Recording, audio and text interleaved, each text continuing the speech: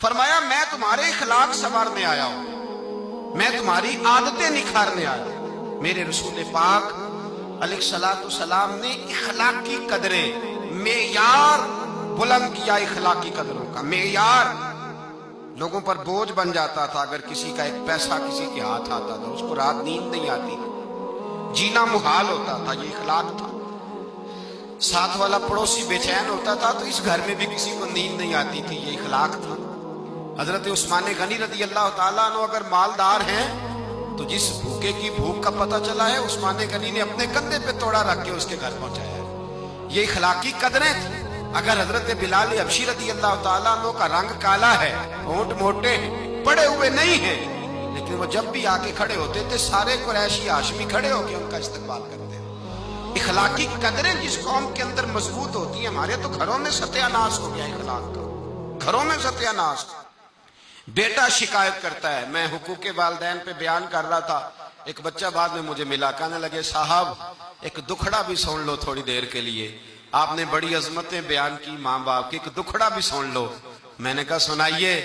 کہنے لگے اگر ابا راضی اس سے ہو جو جیب زیادہ گرم کرے، اگر اماں گیت ہی اس کے گائے جو اماں کو پیسے زیادہ کما کے لا کے دے، تو میں غریب ہوں تو بتائے میں اماں کو راضی کیسے کروں۔ جہاں اخلاقی قدروں کا یہ حال ہو کہ بچے سوچنے لگے پیسے ہوں گے تو باپ راضی ہوگا، پیسے ہوں گے تو اماں راضی ہوگی، یہاں یہ حال ہو کہ پیر، شیخ، صوفی جس نے غریب مرید کا خیال رکھنا تھا کہ اس بیچارے نے کپڑے پہنے کہ نہیں، روٹی کھائی کہ نہیں، جس نے خیال رکھنا تھا، اگر اس کا ہی متمع نظر یہ ہو کہ مجھے آئے گا کہاں سے، ماڑا آیا تو اس کو کہا لنگر کھادا ہی صحت کے جدی رہن دیا اور پھر سنا، اور تگڑا آ گیا تو پیر صاحب گاڑی کا دروازہ بھی خود کھول رہے ہیں، پیر صاحب بوٹیاں ڈال ڈال کے دے رہے ہیں، کہتے ہیں رات خواب آئی تھی کہ سویرے تو ملنے آئے گا، تو آیا نہیں، میں نے تجھے منگایا ہے۔ اگر اخلاقی قدروں کا حال یہ ہو جائے کہ وہ لوگ جن لوگوں نے اخلاق حسنہ کا درس دینا تھا، جنہوں نے پیار سکھانا تھا، محبت، وہاں یہ حال ہو کہ مطمع نظر پیسہ ہو جائے، وہاں اگر یہ انداز ہو۔ اور یہ ایک پہلو دوسرا بھی ہے، میں ایک اور بات بھی کہا کرتا ہوں، میں کہتا ہوں ابا غریب ہو تو بچے فرما بردار نہیں ہوتے، ابا تگڑا ہو نا، پتا ہو اس کے ہاں حصے میں 2-3 مربع زمین ہے تو پیر دباتے ہیں۔ ہمارے بزرگ فرمایا کرتے تھے، کہتے تھے 2 کنالیں نہیں دینی کسی کو بھی زندگی میں، تو جناب کیسے؟ کہنے لگے اگر سارا کچھ ہاتھ کاٹ کے دے دیا تو پیر ہی کوئی نہیں دبائے گا۔ بچے بھی اس حالات یہ ہوتے ہیں کہ لوگ یہ تصور نہیں کرتے کہ اخلاق اور چیز کا نام ہے، دنیا داری اور چیز کا نام ہے۔ اپنے اخلاق پر محنت کرنی چاہیے، اپنے معاملات کو سنوارنا چاہیے، دیکھنا چاہیے کہ میرا فلاں آدمی سے رشتہ کس قسم کا رشتہ ہے، دنیا داری کا تعلق ہے، لالچ کا رشتہ ہے، جھوٹ اور دغے کا رشتہ ہے۔ لوگ سوچتے ہی نہیں، جو منہ میں آتا ہے کہہ دیتے ہیں، جو بات ہوتی ہے بیان کر دیتے ہیں۔ میرے مصطفیٰ کریم علیہ الصلوۃ والسلام صحابہ کے اخلاقی پہلوؤں پہ توجہ دیتے، حضور حلم کا، حوصلے کا، تحمل کا، بردباری کا، سخاوت کا درس دیتے، اسی لیے اخلاقی قدریں بڑی مضبوط تھیں۔ بھائی آج آپ دیکھ لیں سوشل میڈیا کھول کے، پرنٹ میڈیا، الیکٹرانک میڈیا کھول کر کے دیکھیں، خیرات بٹ رہی ہے، زکوٰۃ بٹ رہی ہے، تصویریں کھینچی جا رہی ہیں۔ حضرت سیدنا اسامہ بن زید بیمار ہو گئے، امام حسین کو کسی نے بتلایا کہ میرے رسول پاک کا غلام بیمار ہو گیا ہے۔